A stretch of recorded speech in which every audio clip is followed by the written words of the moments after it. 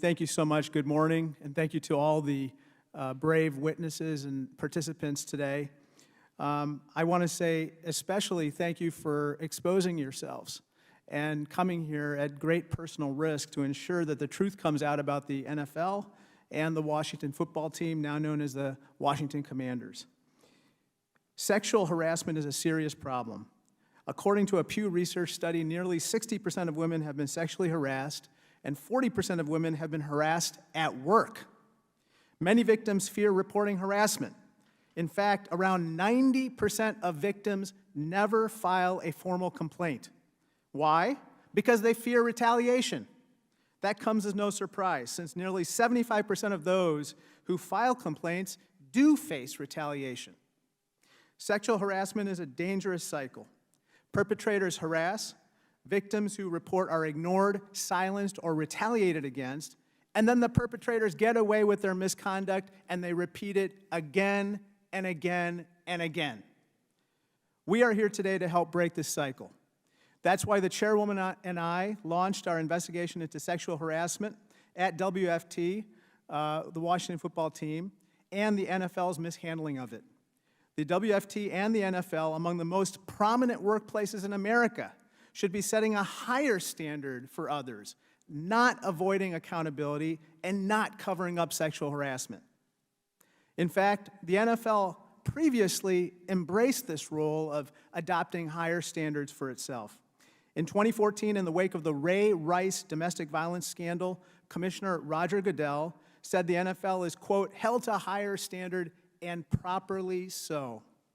But behind the scenes, neither the WFT nor the NFL was holding itself to this higher standard.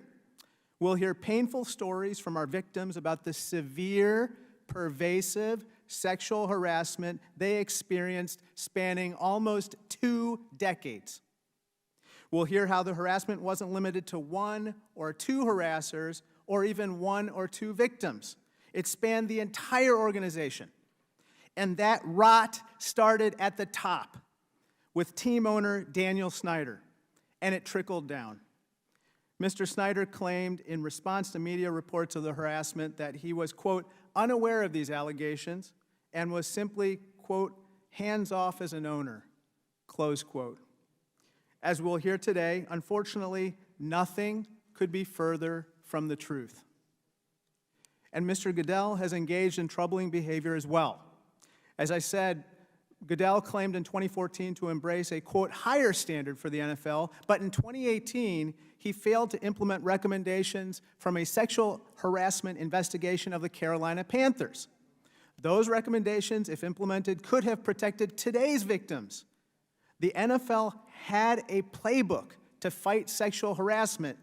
It just didn't use it. But Goodell didn't just fail to implement those recommendations. The NFL deep-sixed the findings from its own investigation into the Washington football team. Mr. Goodell and Mr. Snyder worked together to make sure the public never heard the full story, until now. Fortunately, the victims before us have been brave enough to speak out. Speaking out shouldn't be their burden. They should not have to retell day after day the stories of their trauma. But unfortunately, that's where we've wound up, thanks to the NFL's apparent cover-up. After we hear from these victims, we'll all be clear on one thing: to ensure real accountability and to stop workplace harassment in the future, the NFL and WFT must release the findings of its own investigation. This is the beginning, not the end, of holding the rich and powerful accountable and protecting women across America from workplace sexual harassment. Recognizing the NFL's power and popularity, Roger Goodell once said that we should hold the NFL to a higher standard. And starting with today's roundtable, we will.